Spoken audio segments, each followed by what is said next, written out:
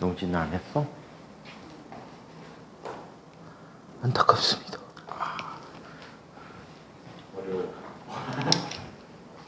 내가 1학기 때 안 해줬니 이거? 네? 1학기 때 이 문제 안 풀어줬니? 진각애들도 딱 똑같이 걸어놨더니 한 녀석이 패드에서 선생님 지난번 문제하고 약간 다른 것 같은데요? 아니요 뭐 똑같은데? 몇 개 남았으니 취소했어. 안 풀어줬었어 내가?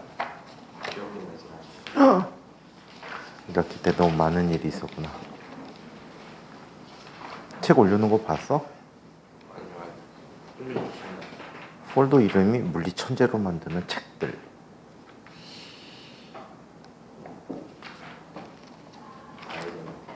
퍼즐링 200보다 다른 책 먼저 보면은 이 책하고 많이 연습가 비슷할 거야. 다른 책이 또 있는데 그 찾다가 어떻게 못 찾아갖고 목욕탕 가갖고 목욕하고 나와서 선생님이 좀 홀랑 빠져있는 백반집 가서 동태찌개를 먹고 찌개와 함께 막걸리 먹고 집에 오는 동안에 날이 엄청 더워서 다 취해가지고 집에 와서 퍼져졌어. 잘했지. 자, 그러면 지난 시간 드렸던 숙제 문제를 한번 확인해 보도록 할까요?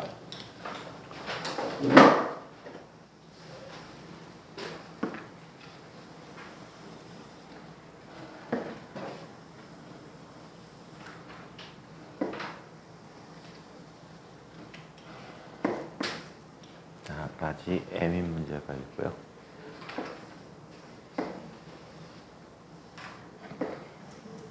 자, 스몰 M인 물체가 이렇게 놓여져 있어. 마찰은 없다라고 하자. 이 빗면의 경사는 세타라고 할게요.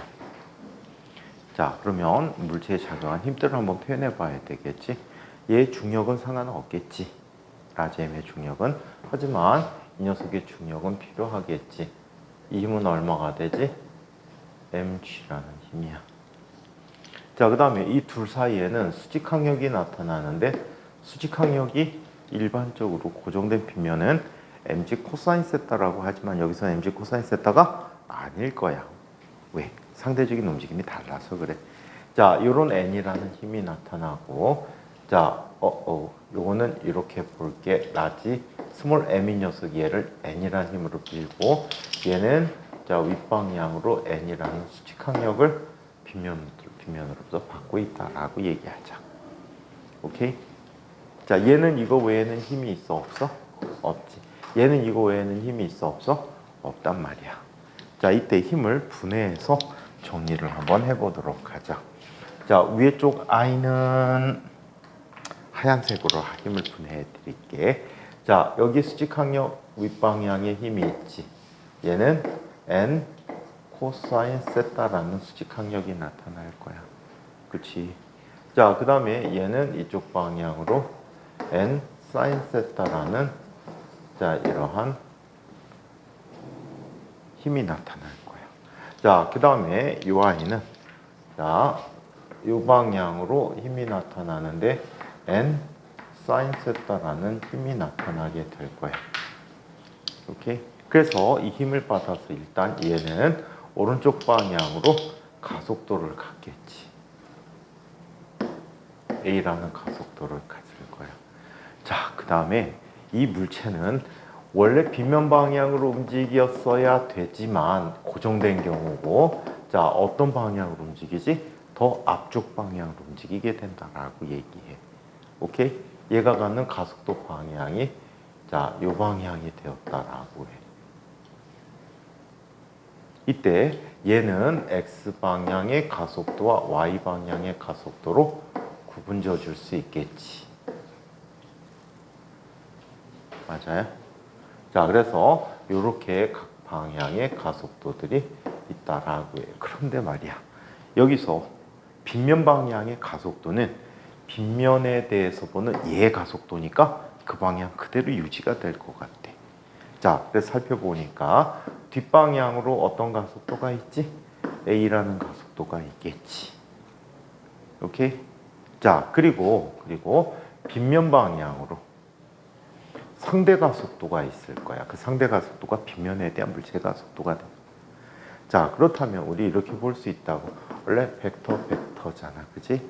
자, 빗면 방향에 대한 상대 가속도라는 녀석은 자, 물체의 가속도 빼기 뭐가 돼?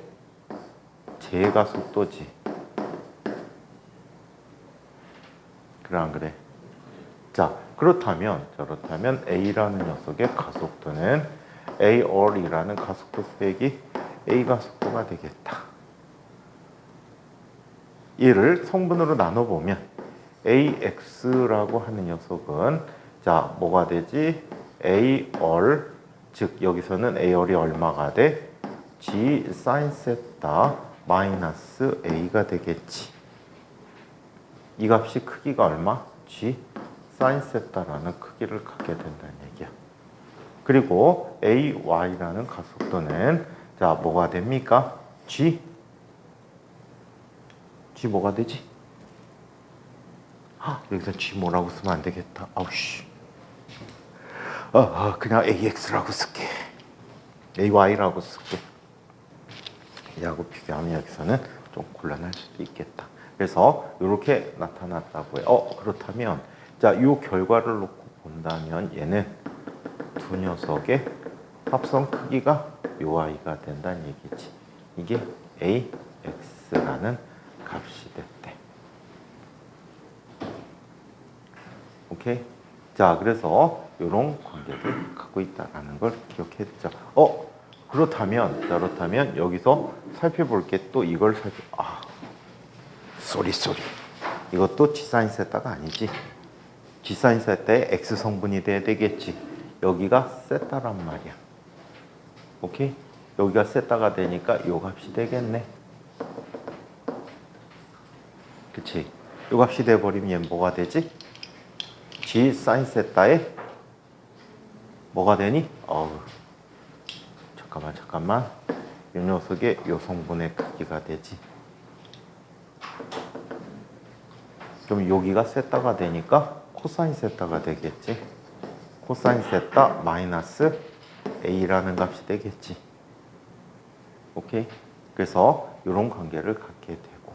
자, 그 다음에 AY라는 녀석은 이 녀석의 요 성분과 같겠네. 그러면 G 사인 세타의 제곱이라는 값이 돼버립니까?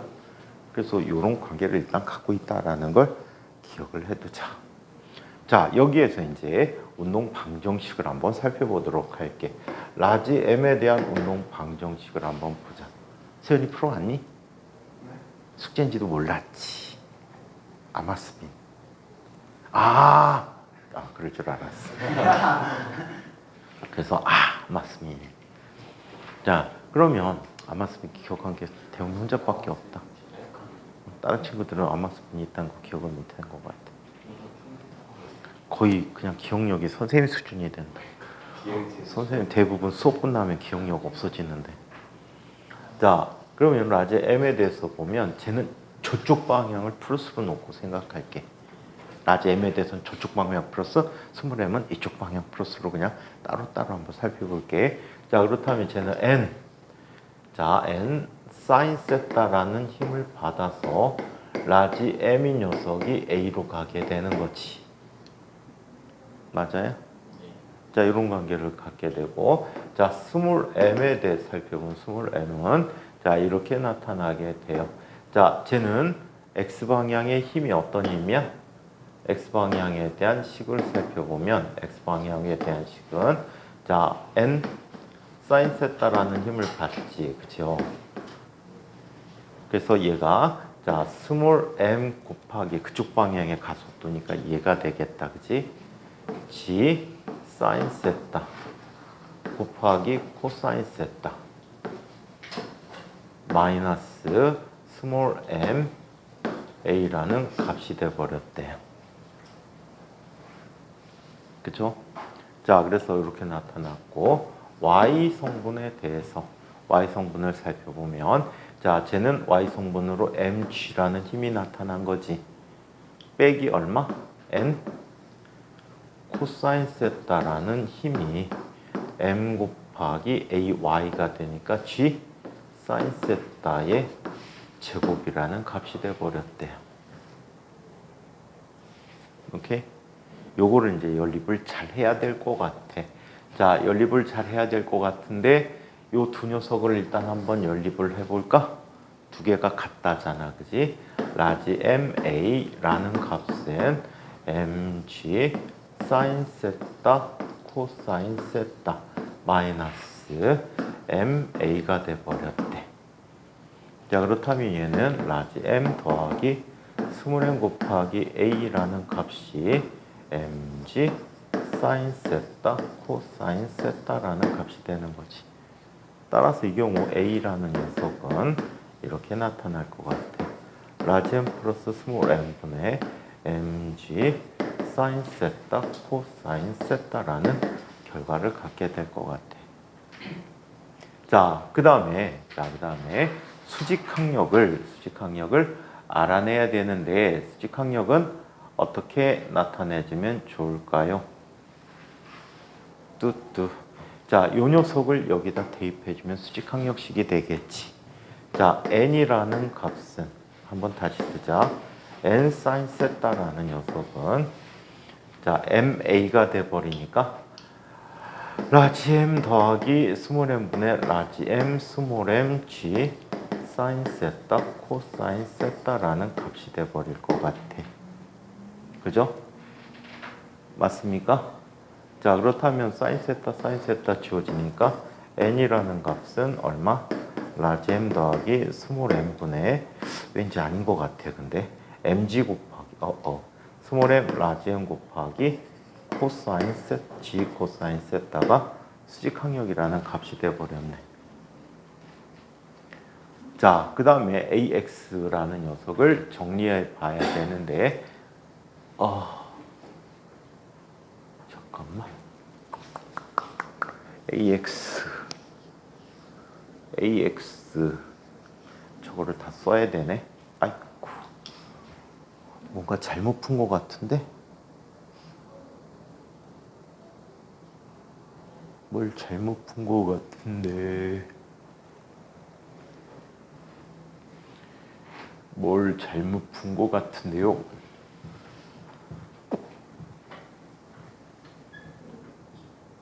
원하는 결과가 아닌 것 같은데.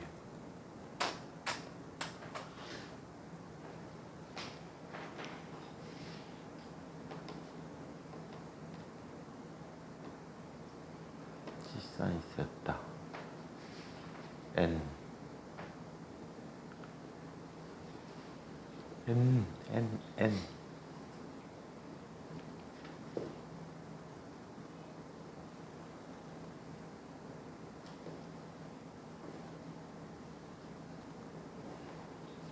뭔가 되돌아가고 잘못 푼 것 같은데?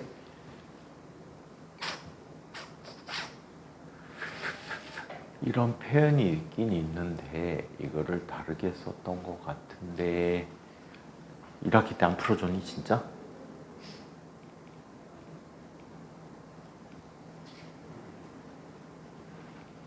삑사리 난 것 같아. 시간 맞게 세웠는데 원하는 결과가 이게 아니야. 원하는 결과가 이게 아니에요.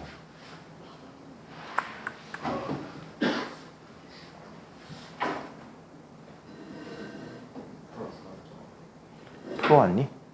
저번에 틀렸다고 안 풀어줘. 아, 그래서 때려쳤어? 나도 틀린 것 같은데 지금? 내가 원하는 결과가 아닌 것 같은데?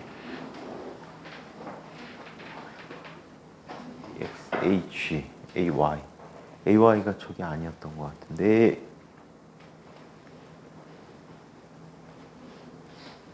AY를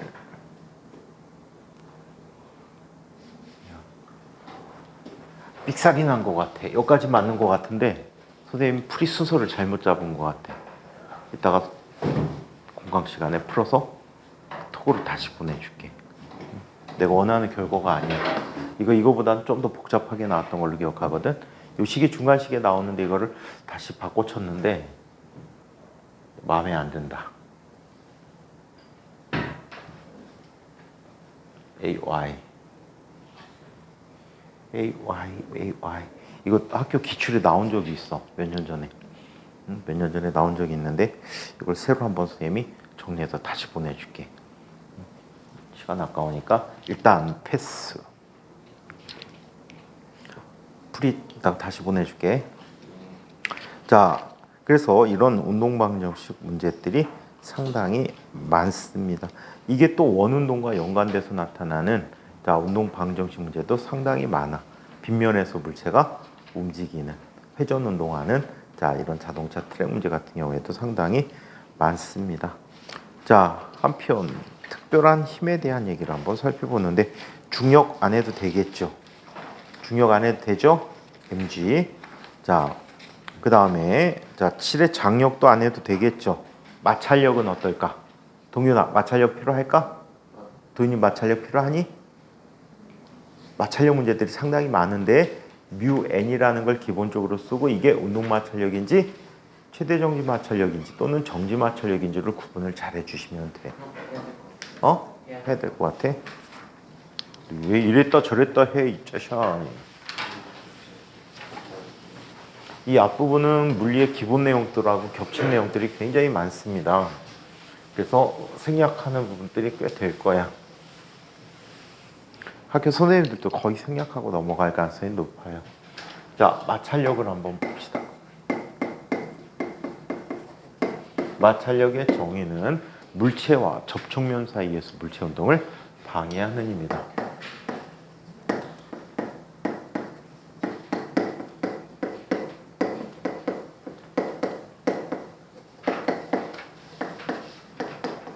자, 물체와 접촉면 사이에서 물체 운동을 방해하는 힘이야.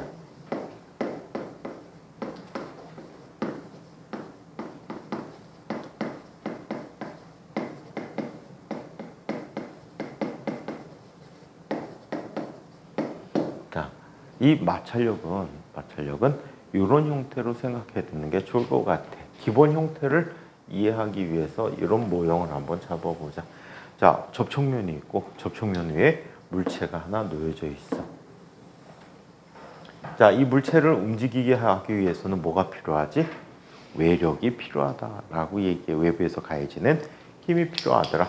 이때 물체에게 작용한 힘은 애초에 중력이라는 힘이 있었고 이 수평 방향으로 당기는 힘이 외력이 돼버려.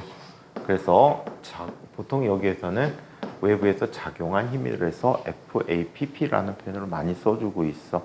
자, 이때 두 녀석의 합력이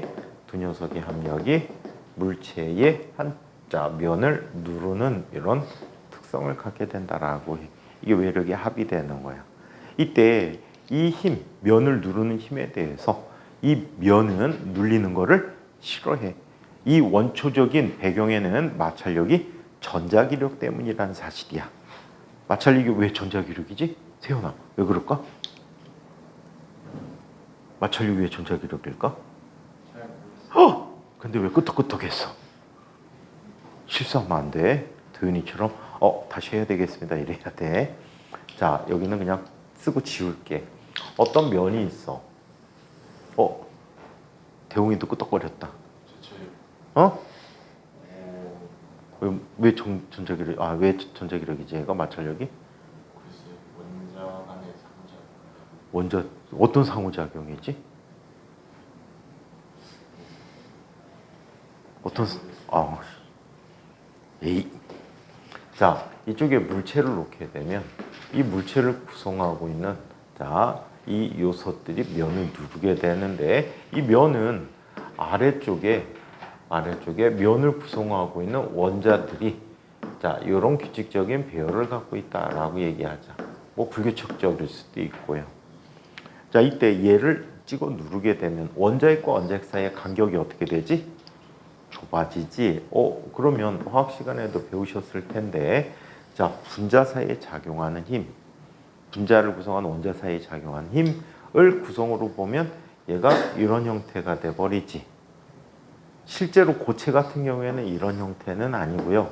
고체는 어떤 형태로 나타나냐면 이런 식으로 나타나요. 자, 이때 익숙한 게 이거니까 나중에 이거 포텐셜 에너지 함수에서 또 잘 나와. 선생님들이 포텐셜 에너지 함수를 이용해서 힘이 0인 곳 찾는 문제 굉장히 많이 내주거든. 그래서 요 함수 구성을 흔히 레너드 존슨 함수라고 얘기 많이 하거든. 그래서 레너드 존슨 함수가 그래프를 그리면 이런 꼴을 갖게 돼.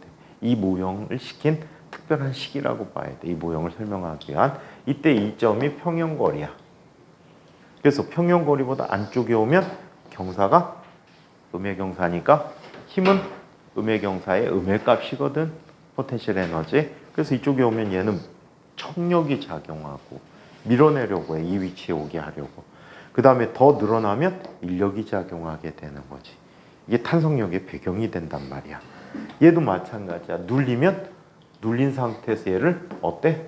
원 상태로 돌아가려는 이런 성질들이 주변 녀석들에게 다 작용하게 되는 거야. 그 힘이 모아서 물체를 위로 떠받쳐지는 힘이 수직항력이 된단 말이야.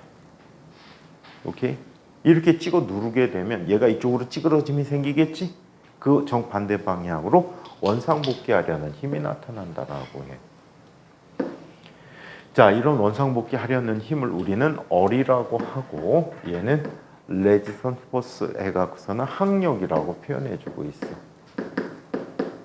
저항하는 힘이라고 하지. 이 항력 중에 수직성분이 있거든. 이 수직성분의 힘을 무슨 항력? 수직항력이라고 하는 거야.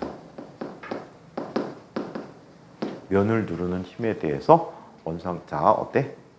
얘는 떠받쳐지는 힘이다 라고 얘기하면 될 것 같아. 이게 수직항력이 바로 전자기력 때문에 나타나기 때문에 마찰력도 전자기력 때문에 생긴다라고 얘기해. 자, 그리고 수평 방향으로 나타나는 항력의 수평성분의 힘이 바로 뭐가 되는 거지? 마찰력이 되는 거야. 마자를 써줄게 그냥. 오케이? 이게 마찰력이라고 해. 보통 스몰 f라고 많이 쓰게 된다라고 해.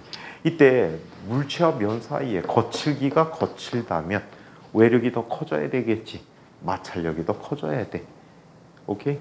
자, 외력이 커지면 합력이 커지게 되고 외력이 커지게 되고 마찰력도 커지게 되겠지. 이때 다시 커지는 각자 것 중에 하나가 항력과 수직항력 사이의 각이라고 한다. 이 항력과 수직항력 사이는 바로 면과 물체의 거칠기라는 특성에 따라 나타나는데 이 탄젠트 값은 어떻게 얘기할 수 있지? m분의 f마라고 쓰게 된 거야. 오케이. 그래서 물체와 면의 특성에 따라서 항상 이 값은 어때? 일정하게 나타나기 때문에 이 값을 뮤라고 쓰게 된 거지. 그래서 마찰력 f마라고 하는 것은 뮤 n이라는 값으로 나타내 줄 수 있다라고 합니다. 도윤아, 네가 마찰력 해달라고 그러는데 네가 자고 있으면 어떡해? 어? 잠이 와? 어? 마찰을 앞에다 두고?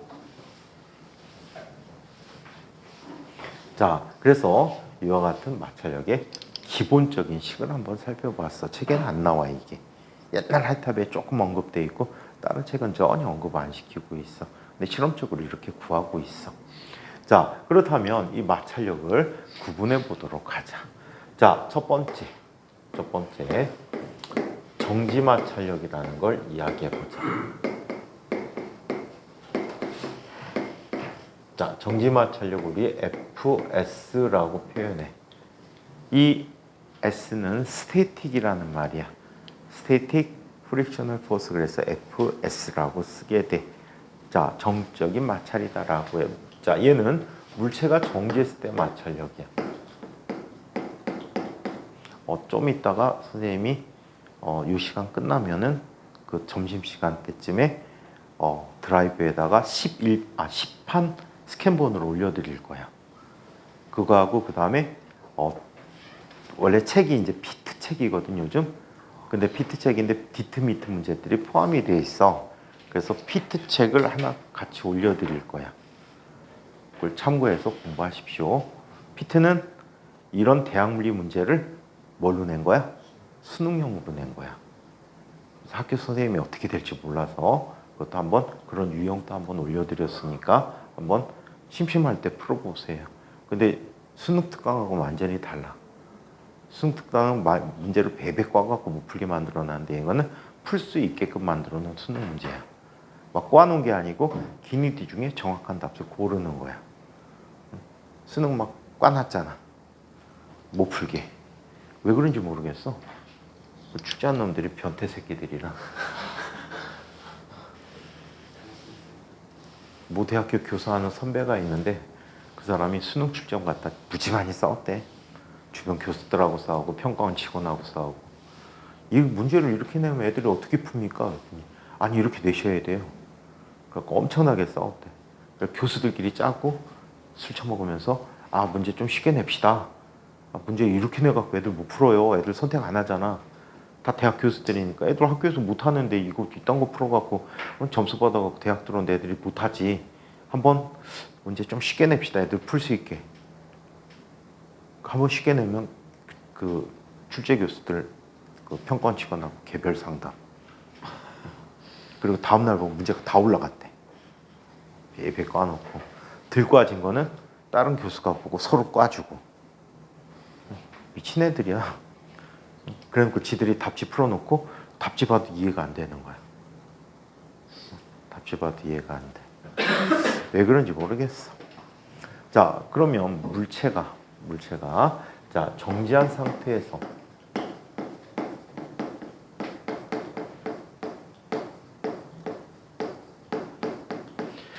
정지한 상태에서 작용하는 마찰력이야.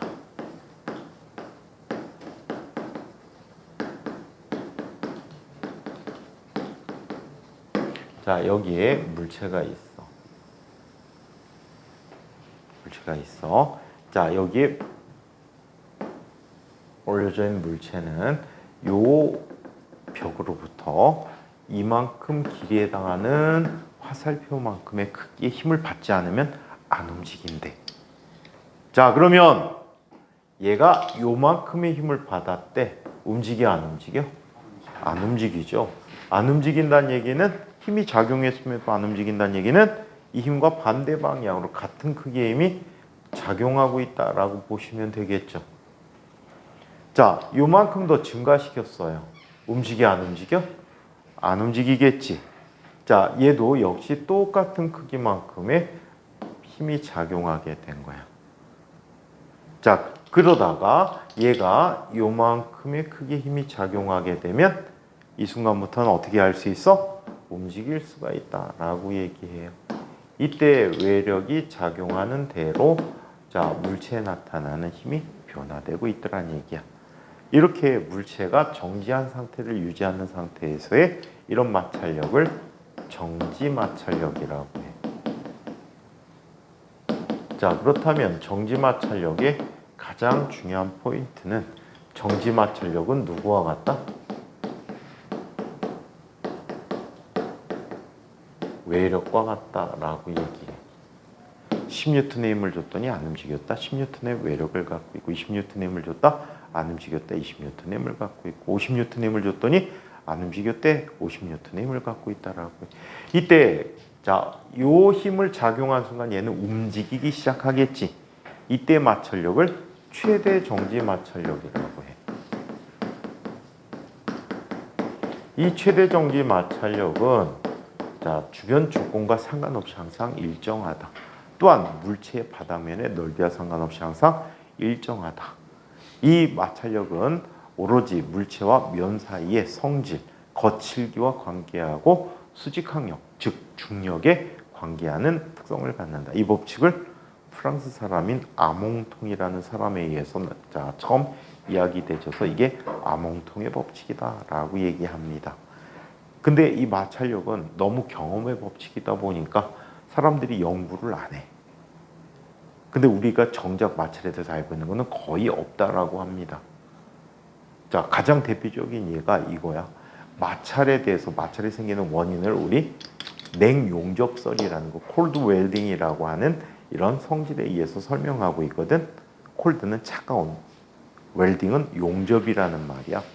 물체를 보면 물체는 최근에 알려진 사실 표면이 상당히 거칠더라는 거야. 아무리 매끈한 물체라고 하더라도 이거를 전자현미경적 구조로 보면 굉장히 울퉁불퉁하더란 얘기지. 근데 우리가 매끄러움을 느끼는 이유는 손의 거칠기와 이 면의 거칠기가 상당히 차이가 있어서 서로 어때? 무시될 만큼 미끄럽다라고 얘기하는 거야. 예를 들어서 유리 굉장히 미끄럽잖아. 모기는 안 줄 수 있잖아. 모기 미끄러지지 않지. 모기의 발톱의 구조와 유리의 거칠기가 비슷한 크기를 갖고 있기 때문이라고 보면 될 것 같아.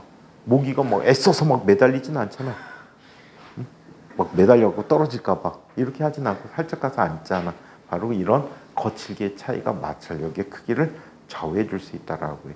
여기서 생기는 일로 마찰에 대해서 이런 일이 있어.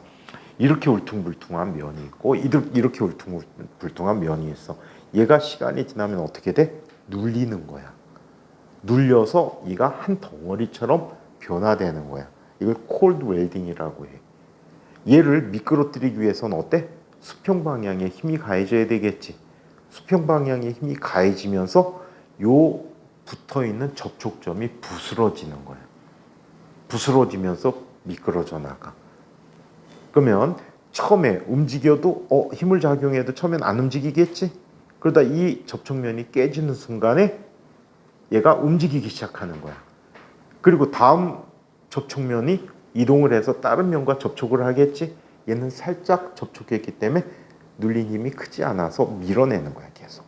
그래서 마찰이 작용하고 있다라고 얘기하는 거지. 그 원칙적으로 마찰을 없애려면 어떻게 하면 될까? 마찰을 줄이는 방법? 그렇지 않고 이 사이에 기름막을 형성시켜. 그럼 얘들이 어때? 접촉이 잘 안 되겠지. 떠 있는 상태에 약간 그 상태에서 밀어나가는 거. 그 다음에 공중부양을 시키면 마찰이 없겠지. 그래서 학교에서 충돌 실험 장치 보셨니? 에어트랙이라는 장치 갖고 충돌 실험을 하게 될 텐데 왜 과학부에서 실험을 요즘 안 하는지 모르겠어.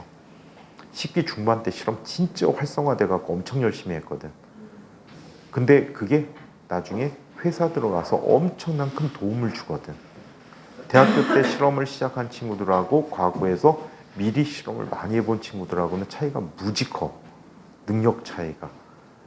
회사 들어가면 실험이라는 걸 해야 되잖아. 테스트를 하게 되는데 이런 테스트들이 해본 사람과 안 해본 사람의 차이가 무지하게 커. 근데 왜 그런 과거의 장점을 없애고 있는지 모르겠어. 자, 아무튼 이런 정지마찰력이라는 힘이 있다라고 해. 정지마찰력은 크기가 주어져 있지 않고 항상 뭐와 같다? 외력과 같다라고 해. 이런 정지마찰력 중에 최대값을 최대 정지마찰력이라고 해.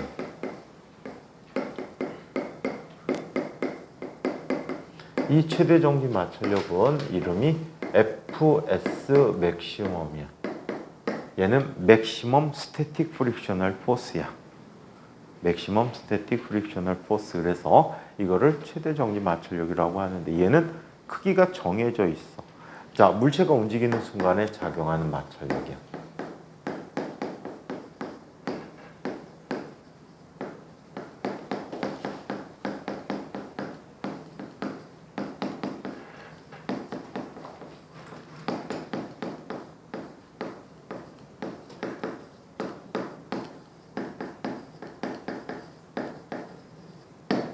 자, 물체가 움직이기 시작한 순간에 마찰력을 의미해 준다. 자, 얘는 이렇게 정의될 수가 있어요. FS 맥시멈이라는 것. 만약에 이 내용이 부족하면 진과 봐. 걔들은 못한 애들이 너무 많아갖고 아예 바닥부터 가르치거든. 한 3분의 1 정도가 아예 못 쫓아오는 친구들이 있단 말이야.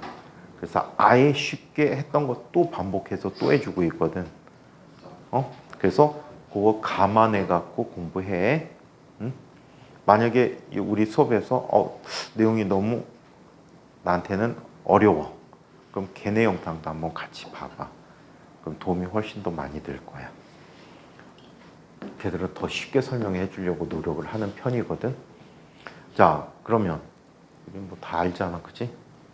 동현이 다 알잖아, 그치? 마찰력쯤이야.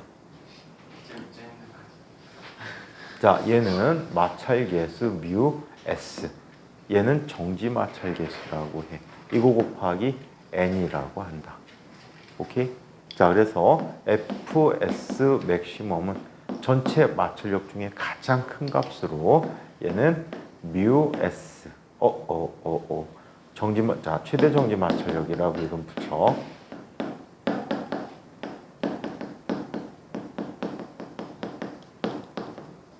자, 그 다음에 뮤 S라는 녀석은 정지 마찰 개수야.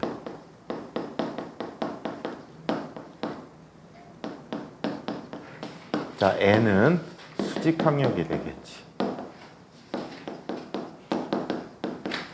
얘는 항상 일정하다. 단 접촉면과 상관이 없다라고 하는데, 자, 이 책에 콜드 웰딩설이 안 나와 있나 봐.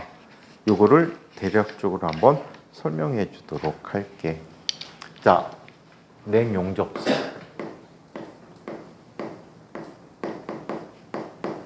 마찰을 설명하는 거의 유일한 설이다라고 얘기해 주면 될 것 같아. 다음 바닥에 좀 나오긴 했구나. 자, 이쪽에 어떤 접촉면이 있는 거야.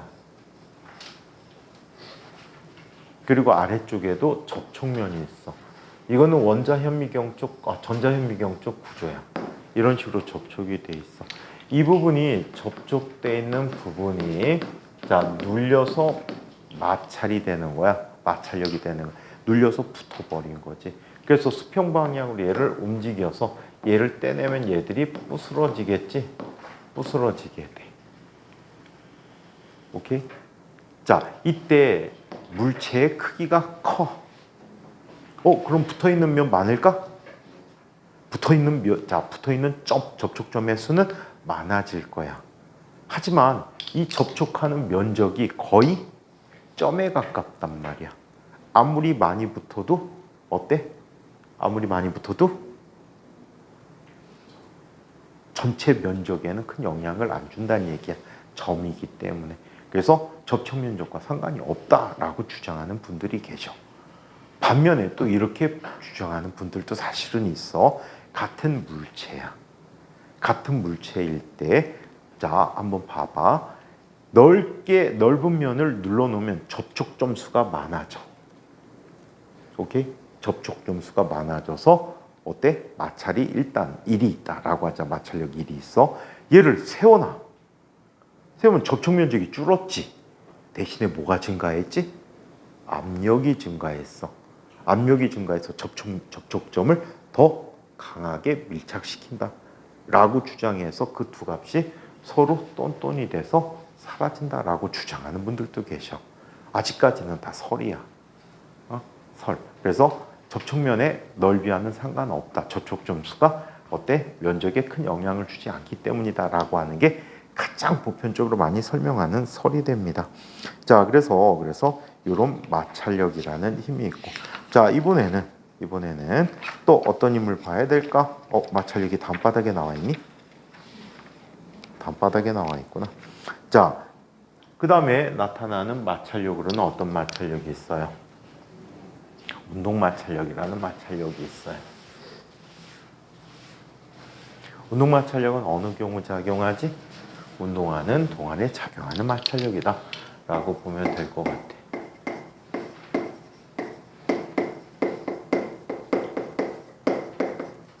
자, 운동 마찰력은 FK라고 합니다. Kinetic Frictional Force다라고 얘기해요.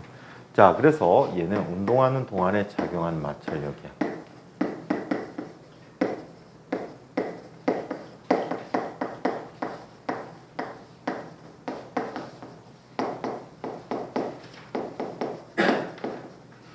자, 운동하는 동안에 작용하는 마찰력을 운동 마찰력이다라고 이야기해요. 자, 그래서 이 마찰력은 자, 이렇게 주어져요. 얘는 운동 상태 등과 전혀 상관없이 자, 물체와 접촉면이 일정하다면 항상 일정한 값을 갖게 되는데 뮤 K 곱하기 N이라고 써주고 있다. 자, 그래서 FK는 운동 마찰력.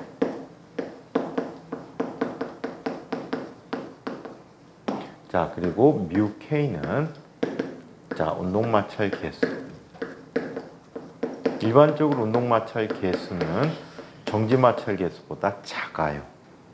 이 운동마찰계수는 우리나라 표현에서는 좀 다루고 있는데 이 책에 다루지 않는 개념으로 미끄럼 마찰력과 굴림 마찰력으로 구분해 줄 수가 있어. 운동 마찰력을. 어느 마찰이 더 클까? 미끄럼 마찰이 더 커요. 그래서 굴러가면 마찰이 작게 나타나. 이거는 헷갈릴 수 있는데 굴림이라는 것은 이런 식의 마찰이야. 자, 여러분들 바퀴가 있지. 바퀴축을 잡아주거든. 그때 바퀴축 잡아주는 장치가 베어링 같은 장치로 잡아줄 수도 있어. 회전이 잘 되게끔 하려고. 자, 얘는 바퀴의 축과 주변을 잡아준 녀석이 어때? 회전하면서 나타난 마찰력이. 이것도 미끄러지긴 하지만 굴림 마찰력이라고 해. 물체가 굴러가는 마찰하고 달라. 굴러갈 때는 바닥하고 바퀴 사이에 마찰력은 무슨 마찰력이 작용하니? 정지 마찰력이 작용해야 돼. 얘가 운동 마찰력 작용하면 바퀴가 헛돌아서 출력이 나빠지지. 미끄러지는 상태가 되는 거야. 구르면서. 그때는 운동 마찰력인데 바퀴가 딱 쓰게 되면 어떻게? 정지 마찰력이 작용하는 것처럼 회전할 때도 바닥과 바퀴 사이에는 정지 마찰력이 작용한다라고 이야기해요. 그래서 요거는 나중에 한번 얘기 다시 할 거야. 그리고 N이라는 것은 수직항력이야.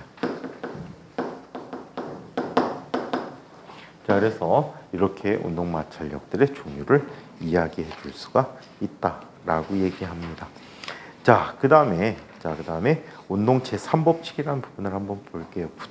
98쪽이 얘기해요. 여기는 엄청나게 간단하게만 할 겁니다. 왜? 요거에 대해서 문제를 거의 내질 않기 때문에. 낼 거리도 거의 없거니와. 자, 뉴턴의 제3법칙을 한번 보자.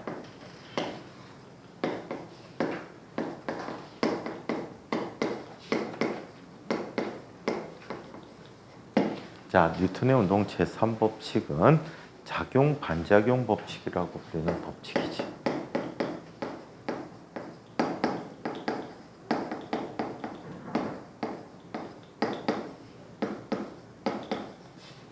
자, 오히려 작용 반작용 법칙이 나올 만한 문제는 고등학교, 중학교 과정에서 배우는 얘기들이 나올 가능성이 더 높아. 자, 기본적으로 나타나는 작용 반작용 얘기를 한번 살펴보도록 하자. 가장 쉬운 개념으로 이렇게 표현해 줄 수 있어. 여기에 보트가 있어. 이 책은 너무 수식적으로만 표현해 놨어. 자, 이쪽에 또 다른 보트가 있다라고 얘기했지. 서로 다른 보트가 있는데 한 배에는 자, 아무도 타고 있지 않고 다른 배에는 다른 사람이 타고 있어서 줄로 이 배를 당기게 된다라고 얘기하자. 이 배를 A배, 이 배를 B배라고 할게. 이때 이 사람은 A배를 당기고 있지. B가 A를 당기는 힘이다. 그래서 FPA라는 힘으로 당기고 있고, 반면에 자, 빈 배도 B배를 당기고 있지. 그래서 FA가 B를 당기는 힘으로 당기고 있다라고 해. 그래서 서로가 서로를 당겨서 움직여서 중앙 방향으로 이동해 가고 있습니다. 이때 작용 반작용 법칙은 이래. FA가 B를 당기는 힘은 B가 A를 당기는 힘과 흐하고 방향이 반대다라고 하는 이 식을 작용 반작용 법칙이라고 합니다. 이항시키면 합이 0이네? 그럼 힘의 평형 관계니? 굉장히 많이 헷갈리게 하지. 그래서 아주 쉬운 수준에서는 힘의 평형 관계와 작용 반작용을 구분하는 문제들이 간혹 있을 수 있다. 자, 어떻게 구분해 주면 될까?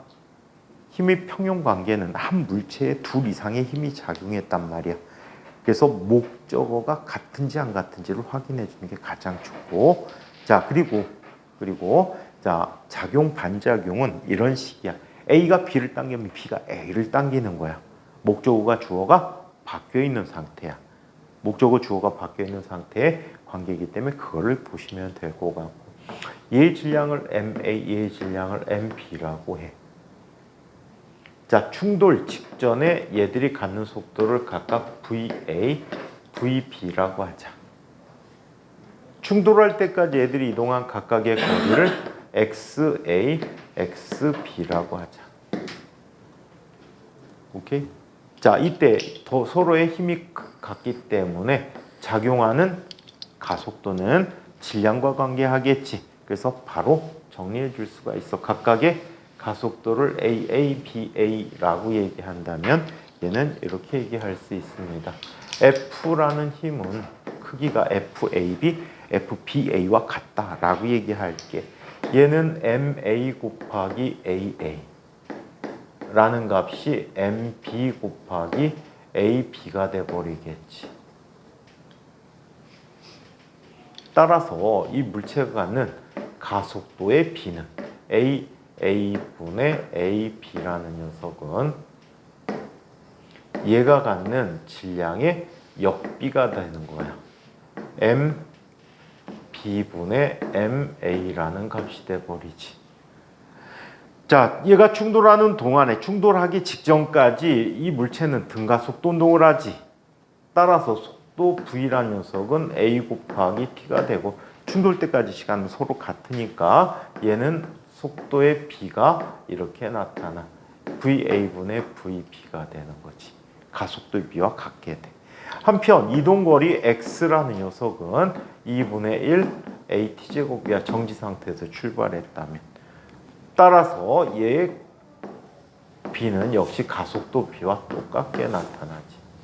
자, 그래서 요 식을 활용한 문제들이 상당히 많아. 우리 전에도 한번 했었을 거예요. 45kg짜리 스케이트 한 해에 60kg짜리 스케이트 한 해가 서로 밀어버리는 거지. 그래서 이때 나타나는 속도의 비, 질량의 역비.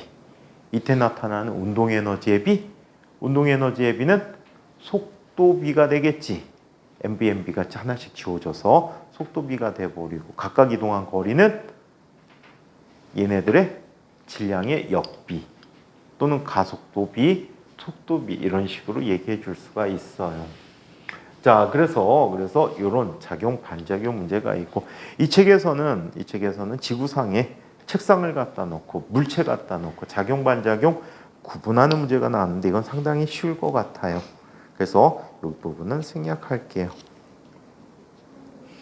문제거리도 거의 없을 거예요. 예제 문제들. 자, 특별한 예제들 우리 지난 시간에 살펴봤던 예제들이 대부분입니다. 자, 어떤 책에서는 이 과정에 옵션 과정이 또 있어. 옵션 과정이 있어요. 힘이 작용하는데 운동 방정식을 이런 식으로도 표현해 줄 수 있는 것이 있어서 그걸 소개해 보도록 하겠습니다. 자, 공기 저항이 있을 때 물체의 운동에 대해서 한번 살펴보도록 할게. 원래 운동 방정식이 어떻게 활용되는지를 보기 위해서.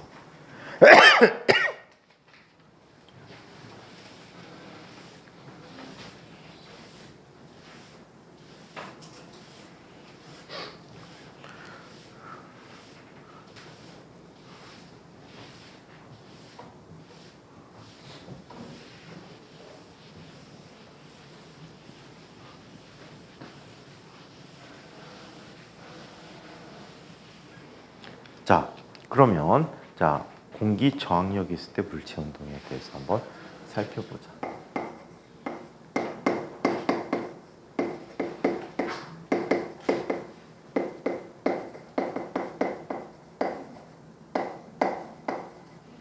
어떤 책은 이 운동이 어디에 나오냐면은 자유낙하 운동 쪽에 나오는 책이 있어요. 또 어떤 책은 여기 운동 방정식 이용이라는 측면에서 나타내주는 문제가 또 있어요. 또 어떤 책은 저항력이라는 걸 뒤쪽에 따로 단원으로 배우거든. 그때 표현하는 책도 있어요. 이 책은 뒤쪽에 저항력이 있어서 그때 표현할 것 같아요. 절방대가 없어서.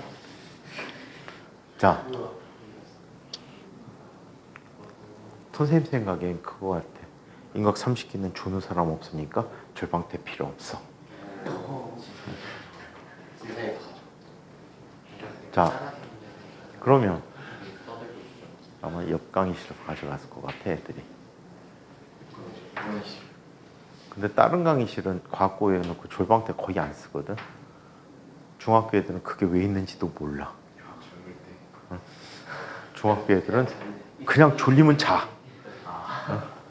졸리면 자고 깨우면은 있는 척 하다 또 자. 스스로 막 깨려고 하는 학생들은 과거 학생들밖에 없어. 자, 옛날 인과학 선배들은 수업 시간에 잔다는 거 상상도 못 했는데 똑같은 애들이 인천수는 앉았는데 서울 가면 자더라. 인과학 애들 옛날 서울로 한참 수업 다닐 때 잠이 많은 애들로 알려져 있어. 진짜 많이 올라갔을 때가 몇 기 애들이야. 인천 쪽이 한참 깨져갖고 12기 뭐 이쪽 애들이 많이 올라갔던 것 같은데 11기, 12기 애들 많이 올라간 것 같은데 그때 걔들이 가갖고 한 학원에 20몇 명이 갔더라고. 20몇 명 갔는데 단체로 20몇 명이 동시에 자. 근데 딱 애들 얘기 들어보니까 걔들 중학교 때 엄청 자던 애들이야. 습성을 못 버리고. 서울에 애들이 그때는 해냄 수학 이런 데 많이 갔거든. 해냄학원 가고 해냄학원서 선생님들이 야 인과학 애들은 자는 애들? 에이. 근데 특징이 자도 안 깨워. 선생님 한 분은 그때 당시에 있던 선생님 한 분은 선생님보다 목소리가 더 조용조용해. 마이크 써갖고 수업하는데 옹얼옹얼옹얼 하니까 인천 애들이 시작하면 자더라. 대웅이도 말 조곤조곤하게 해? 근데 왜 대웅이가 하면 졸아? 자, 그러면 공기저항력을 한번 볼게. 첫 번째 공기저항력을 보면요. 두 가지 형태의 공기저항력이 있어요. 첫 번째 저항이 점성저항이야.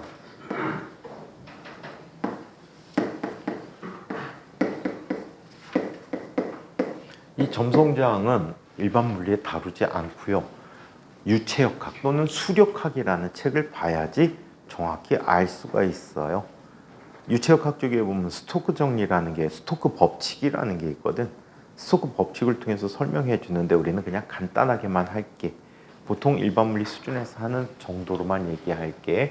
이 점성저항은 물체의 속력이 느릴 때 나타나는 저항력이야. 자, 느린데 앞에다가 비교적이라고 쓸게. 비교적이라는 건 절대 기준이 없다는 얘기네. 이걸 절대 기준 정한 책 딱 한 권밖에 못 봤어. 아레아라는 사람이 쓴 클래시컬 미케닉스라는 책에 보면은 이 책에서는 얘 속력을 정의해 놨어. 25m 미만까지 25m 퍼세크 이하일 때 점성저항이 작용한다라고 규정을 해놨어. 어떤 의미에서 해놨는지 모르겠어. 책 딱 한 권 봤어. 이렇게 설명하는 책이. 자, 그래서 이 사람은 이렇게 얘기해. 이때 점성저항은 왜 생기냐면 생기는 이유가 그거야. 유체 속을 다니는 우리 일반적으로 이상적인 유체를 다루고 있거든. 유체 입자 간에 상호작용이 없는 유체들이란 말이야. 근데 얘는 상호작용이 있어. 실제로는 있거든. 있는데 어떻게? 어떤 물체가 지나가게 되면 그 주변의 유체들도 이 물체와의 마찰 때문에 힘을 받게 돼. 그래서 얘네들도 움직이는데 층과 층 사이에 서로 다른 힘을 작용해서 층과 층이 서로 다른 움직임을 갖게 돼. 그래서 이 층과 층 사이에 그 힘에 의한 측밀리기 힘이라는 게 나타나게 돼. 그 측밀리기 힘이 스톡의 법칙에 의해서 점성저항력을 준다라고 얘기해. 근데 굳이 필요 없어. 보통은 이렇게 얘기하거든. 저항력은 속력에 비례한다.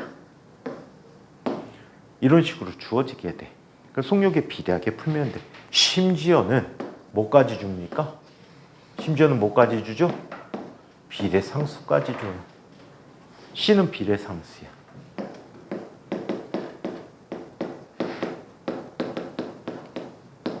가장 비례상수에 반드시 들어가는 요소 중에 하나가 어떤 요소가 있을까?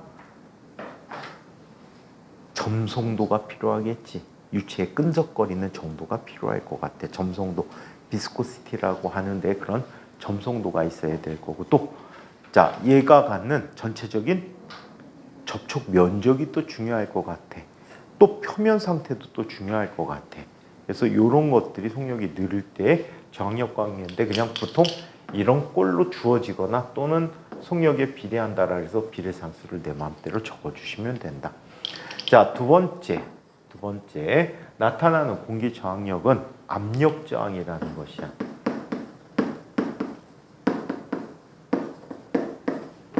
압력 저항이라는 것은 이런 거야. 엄마 차든 아빠 차든 버스에서 하면 혼나. 기사가 욕해. 창문을 열고 한번 팔을 이렇게 벌리고 출발할 때 한번 이렇게 벌리고 가봐봐. 그럼 어떤 일이 생기지? 처음 출발하기 시작할 때는 공기가 느낌 쭉 와서 이렇게 타고 넘어가는 느낌을 받게 돼. 그때가 점성저항이 작용하고 있는 찰나야. 근데 속력을 좀 넣으면 팔이 갑자기 뒤로 확 제껴져. 왜? 손바닥에 공기 입자들이 와서 부딪히는 걸 느껴. 그 공기 분자들의 상대적 움직임에 따라서 압력을 받게 되는 거야. 그래서 압력 저항이라고 해요. 그렇다면 얘는 누가 관계할까? 힘을 가하는 거니까 공기의 밀도가 관계하겠지. 그 다음에 또 내 속력도 관계하지만 뭐 또 횡 단면적이 필요한 거예요. 이게 우리 지난 시간에 차원 해석을 통해서 살펴봤던 결과이기도 해. 차원 해석에서 저항력을 본 적이 있었지. 그 관계가 이 압력 저항의 증명 관계야. 자, 그렇다면 이 책은 압력 저항밖에 안 나와. 자, 그렇다면 이 압력 저항은 어떻게 속력이 비교적 빠를 때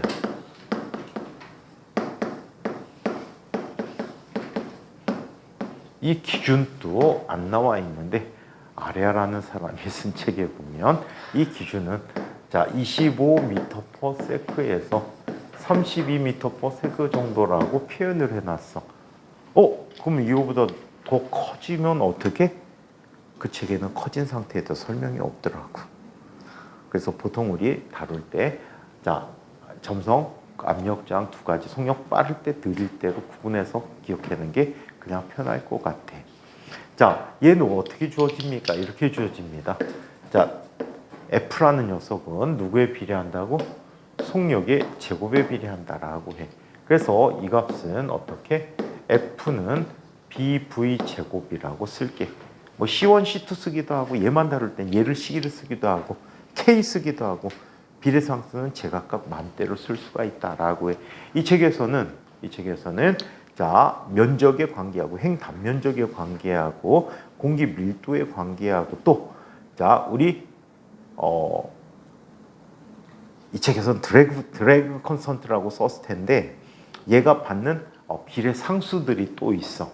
이 상수들은 같은 물체라도 사람의 몸의 자세나 이런 것들에 따라 달라질 수 있어. 뒤쪽에 저항력이 나오는데 예를 들어서 사람이 날개 펼친 독수리 자세라는 걸로 스카이다이빙을 해. 어떤 자세냐면 이거. 이때는 속력이 약 40에서 50m/s 정도까지 주나 봐. 그런데 이런 자세가 있지. 영화에 보면 딱 하고 꼭 쫓아가는 거. 그 자세에서는 시속 한 80km 정도까지 나온다라고 해. 근데 그보다 더 빠른 게 있더라.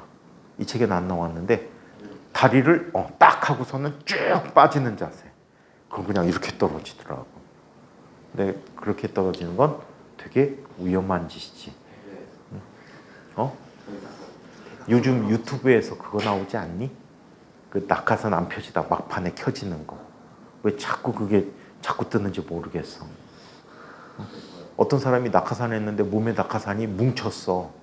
밖에서도 찍고 자기 카메라도 찍고 있거든. 근데 땅에 도착하기 얼마 전에 보조 낙하산 펴갖고 살아. 근데 그게 안 펴져갖고 죽는 사람들 되게 많아. 나중에 여러분들 중에 공수부대 갈 사람 한두 사람은 있겠지? 가보시면 알 거야. 한 점프 하나당 뭐 큰 부상자나 죽는 사람 생기지. 몸이 막 말려가지고 제대로 저항력을 크게 못 받아갖고. 선생님 친구도 죽을 뻔한 애가 하나 있어. 특공연대라는 부대 들어갔거든. 왜 그거 나오는데 뭐 진짜 사나이니 강한 사나이니 강철부대. 강철부대 특수부대들만 나와 있지. 방위부대가 나가 있지. 제일 센데. 우리 동네 특공대 UDT. KGB라는 이름 갖고 있어. 코리안 초뚜방이. 근데 이 사람들 중에 거기 707이라는 애들 있지. 걔네들이 원래 군단 또는 보통 이제 군단별로 나타나는 군단 하나당 있는 특수부대였어. 그래갖고 707이라는 부대가 원래 709라는 올빼미 부대에서 재편성돼 갖고 707 특임대가 됐는데 선생님은 그 사람들한테 훈련 받았거든. 훈련 존내 셀 것 같지? 맨날 놀아. 자, 오늘은 이 훈련을 해야 되는데 에이 해서 뭐해? 야 앉아. 그래갖고 노래 시켜. 근데 얘네들이 얘기 들어보니까 이런 얘기를 하더라. 선생님 친구가 그런 부대 중에 하나를 갔는데 낙하산을 비행기에서 안 타고 돈 드니까 그때만 해도 우리나라가 군비가 상당히 적을 때라 돈이 드니까 어떻게? 기구를 열기구를 타고 여러 명 5명인가 10명 올라가고 거기서 점프를 한대요. 순서대로 열기구에서. 근데 500m 높이 정도까지 올라가서 거기에서 사람들을 투하시킨대. 근데 선생님 친구 차례인데 낙하산이 복불복인 거야. 올라갈 때 하나씩 집어갖고 올라가야 돼. 근데 낙하산 집기 직전인데 얘가 갑자기 긴장되니까 오줌이 마렵더래. 그래갖고 오줌 때문에 이제 밖으로 열애가 되는 거야. 빠지는 거야. 오줌 싸고 오면 그 자리에 안 가. 군대는 뒤부터 다시 채워.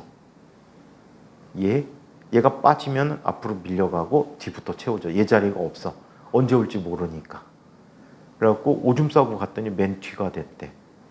근데 걔가 있던 자리에 있던 친구애가 낙하산을 타고 점프를 했는데 낙하산이 반밖에 안 펴진 거야. 그래갖고 반 매달린 채로 한쪽 면으로 땅에 그대로 떨어졌대. 그래갖고 반신골절, 안 죽고 이쪽이 다 빠스러졌대. 갈비, 척추만 멀쩡하고 반쪽이 완전히 뼈가 다 나갔대. 다리, 팔 다 으스러졌대. 그래갖고 전치 12개월? 걔는 병원 있다가 그냥 제대하는 거야. 수술할 거 다 하고. 그래갖고 얘가 왠지 걔한테 되게 미안하더래. 병문안 갔대. 근데 지가 서 있던 자리야. 미안하더라. 그랬고 야, 이 새끼야 왜 뭐가 미안해? 안 그러면 네가 누워 있었을 텐데. 이것까지 회복 쉽지 않을 거야. 다 빠스러져 갖고 아무리 젊어도. 아무튼 그렇대요. 자, 자세에 따라서 속도가 달라지더라. 자, 그러면 이 중에 요걸 한번 살펴보도록 할게. 쉬운 개념 2가지와 얘를 원초적으로 헤쳐 보도록 할게. 수업이 있을 수도 있어서 그래. 자, 만약에 이런 걸 한번 보자. 쉬운 개념으로 볼게. 자, 얘네들 저항력을 받으면 중력과 같아질 때 얘들은 뭘 갖게 되니? 종단 속도라는 걸 갖게 된단 말이야. 그래서 종단 속도 문제야. 자, 먼저 저항력이 CV로 주어진 경우를 한번 이야기해 보도록 하자. CV로 주어진 경우에 자, 여기 한 물체가 정지해 있었어. 처음 속도가 얼마가 되지? 0이란 말이야. 이때 얘는 아래로 어떤 힘을 받지? 중력이라는 힘을 받게 돼. 가속도를 갖겠구나. 자, 이런 중력을 받게 되면 처음에 속도가 0이니까 저항력이 없단 말이야. 자, 시간이 지나면서 얘가 속력이 점점점 생기면서 커지면서 저항력이 생기기 시작하는 거야. 자, 이쪽에 물체가 있거든. 아랫방향으로 중력이 여전히 똑같이 mg라는 힘이 작용해. 그리고 위쪽으로 어떤 힘이 나타나지? 저항력이라는 힘이 나타나. 그러면 mg라는 녀석 마이너스 10이라는 녀석이 물체의 가속도를 만들어 주겠구나. 저항력이 점점 커지니까 가속도도 계속 변하는 운동이 될 거야. 그러면서 속력이 점점점 증가합니다. 자, 속력이 점점점 증가하다 보면 어느 한순간에 중력과 저항력이 어떻게 되는 경우를 볼 수 있지?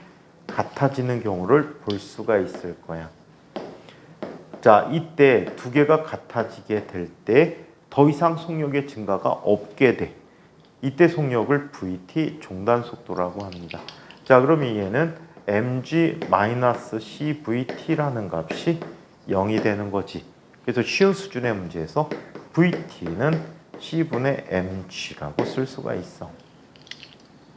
자, 그 다음에 또 속력이, 저항력이 속력의 제곱에 비례하는 경우를 보자. BV 제곱이라고 얘기하자. 자, 이때도 마찬가지야. 정지해 있었거든. 자, 가만히 놓게 되면 물체는 연직 아래로 내려오게 돼. 이때 아래로 처음부터 중력은 존재하겠지. 오케이? 자, 그래서 속력이 점점점 빨라지게 되는데 어떤 높이에 내려왔을 때, 아랫방향의 중력과 윗방향의 저항력이 나타나게 되는 거야. 아직까지도 중력이 더 커서 얘는 가속도 운동을 하겠지. 속력이 증가하게 돼. 속력이 막 증가하다 보니까 어떤 일이 생길까요? 결국에는 아랫방향의 중력과 윗방향의 저항력이 같아지게 되는 거예요. 자, 이때 mg-bvt의 제곱이 0이 돼버리니까 이때 중단 속도는 뭐가 되죠? 루트 b분의 mg라고 얘기해요. 영과 프리드만이라는 사람이 쓴 책에 의하면 저항력이 이렇게 나타나기도 해.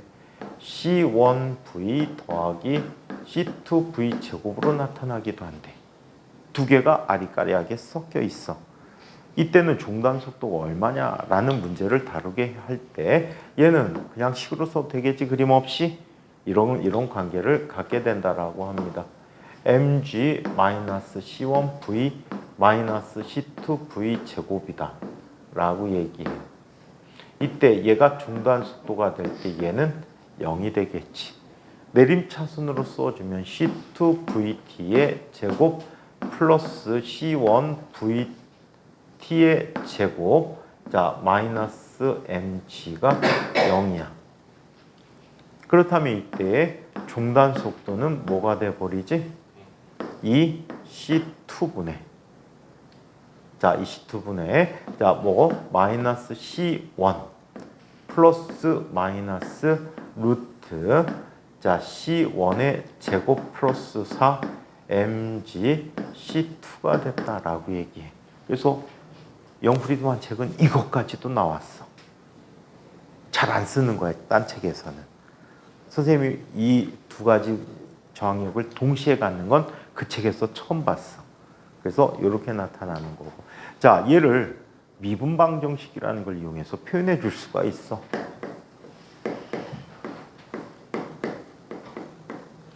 자, 미분방정식인데 이무의 시간에서의 속도를 알 수가 있어. 자, 얘는 일개 미분방정식이라고 해서 엄청나게 쉽게 풉니다.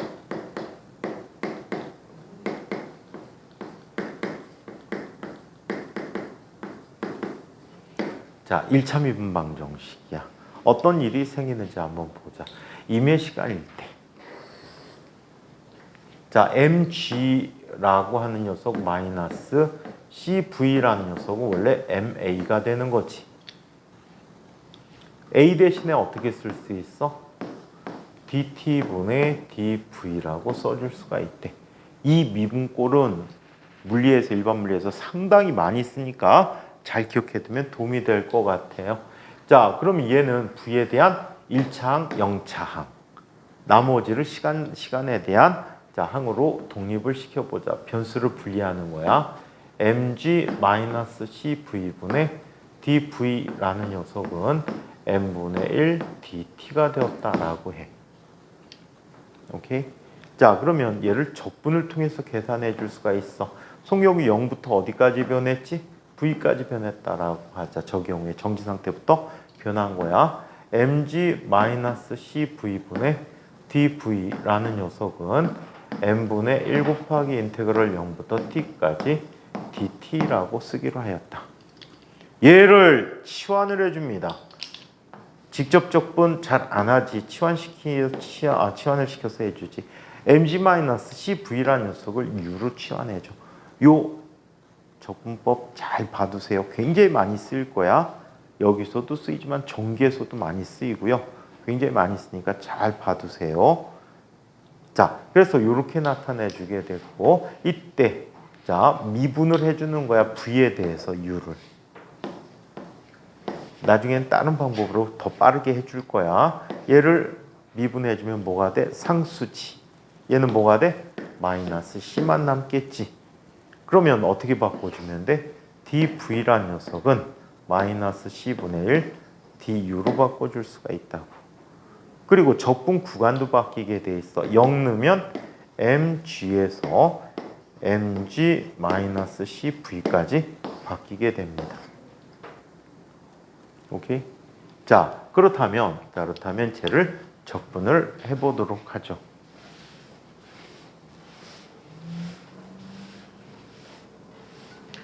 쟤를 적분해 보도록 합시다.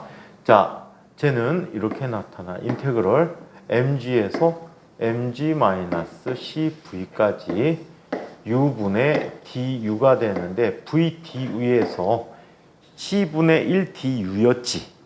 얘를 이항을 시킬게. 여기 원래 마이너스 c분의 1이 들어가 있거든. 얘를 이항시키면 뭐가 되니? 마이너스 m분의 c 곱하기 인테그럴 0부터 t까지 dt가 되었다라고 하지. 오케이?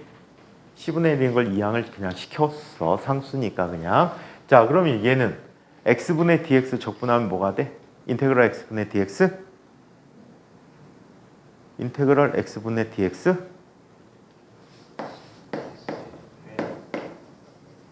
뭐지? 했던 거지? lnx야.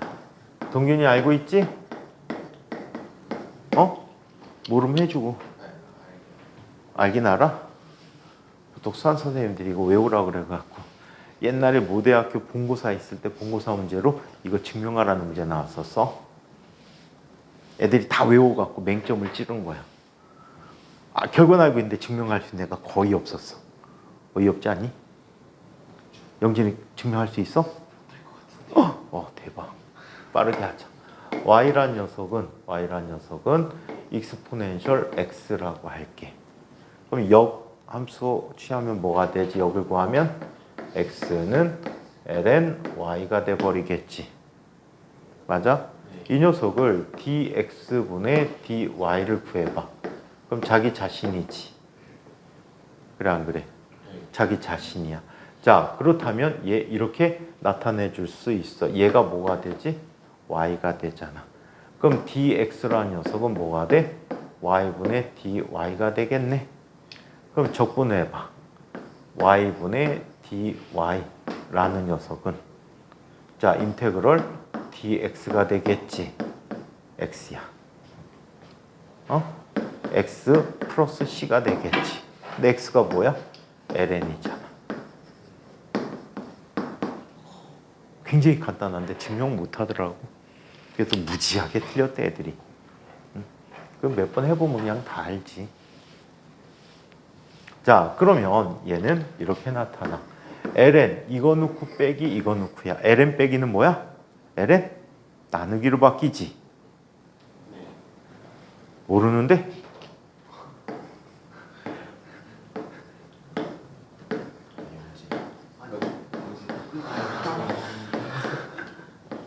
이거 알고 있어? 똑같아. 얘는 mg분의 mg-cv야. 인과학은 이거 설명 안 해도 알지. 진과학 애들은 다 해줘야 돼. 3분의 1이 몰라. 3분의 1이 진짜 몰라. 장군에 있는 애들 중에 3분의 1이 몰라. 해줘야 돼. 다 알지? 동일이 알지? 자, 이 값은 마이너스 m분의 ct라고 해. 자, 다시 역을 취하면 뭐가 되지? mg분의 mg-cv라는 녀석은 익스포넨셜 마이너스 m분의 ct야. 아시겠어요? 자, 그러면 얘 자리 바꾸면해주면 이렇게 돼 버리겠지. 따라서 V라고 하는 녀석은 뭐가 돼? C분의 mg 곱하기 1 마이너스 익스포넨셜 마이너스 n분의 CT가 되었다라고 해. T가 무한대로 가봐. 시간이 충분히 지났다는 얘기지. 그렇다면 V 무한대가 되는데 이 값은 뭐가 되지? 무한대면 얘 0이 돼버리겠지. 익스포넨셜 마이너스 무한대면 0이 돼버리니까 C분의 mg가 돼버린데 이것을 종단속도라고 한다. 오케이? 얘를 종단속도라고 해. 그럼 얘 그래프는 어떻게 그려질까요? 익스포넨셜 함수에 관한 그래프예요. 시간에 따라서 자 속도 그래프는 결국에 특정한 값으로 수렴하죠. 맞아요? 그 수렴한 값이 VT야.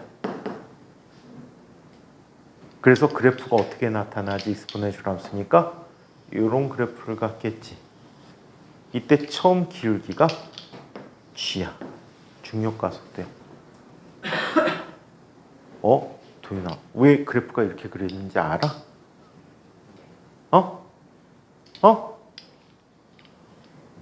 이런 복잡한 함수가 나오면 꼭 그리게 할 줄 알아야 돼. 일반적인 익스포넨셜 함수 어떻게 구하지? 0일 때 1을 지나고 어떻게 돼? 이렇게 나타나는 함수지.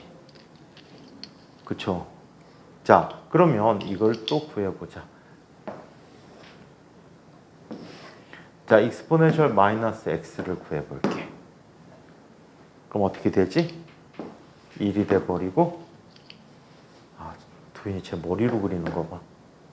어떻게 하는지 아니? 응? 그럼 안 그래도 되겠다. 그러면 이거는 어떻게 나타날까?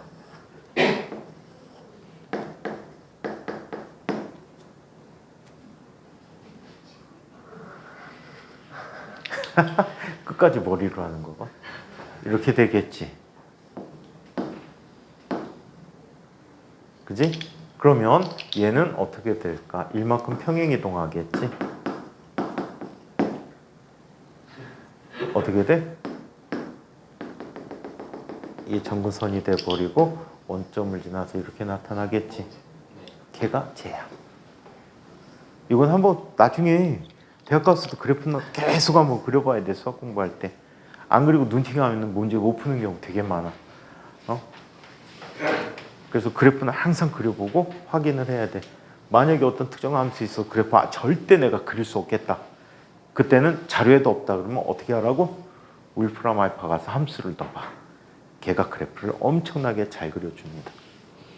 자, 그래서 이렇게 종단속도 얘기까지 해드렸고요. 다음 시간에 자 지금 다 했던 얘기야. 6단원 얘기들이. 그래서 6단원 한번 빠진 부분이 있나 한번 점검을 한번 해드리고 자 그 다음에 등속 원운동인데 부등속 원운동까지 살펴볼 거거든. 중력장래 원운동까지 봐야 될 거야. 그래서 일부 내용들이 역학적 에너지 보존이 포함되는 얘기를 설명을 해드릴 겁니다. 그래서 다음 시간에 6단원 마저 마무리하고 자 7단원 쪽으로 갈게. 시험 범위가 9단원 정도까지 이제 중간고사까지 볼 거야. 그래서 최대한 이 부분을 빨리 끝내놓고 전기 파트로 넘어가도록 할게. 전기 파트가 아니지 너네. 광학 파트로 넘어가지. 자, 이 내용까지 질문 있는 분? 질문 없으면 마치고 선생님이 답지 풀어서 드리고 그 다음에 그 스캔된 거 올려드릴게요.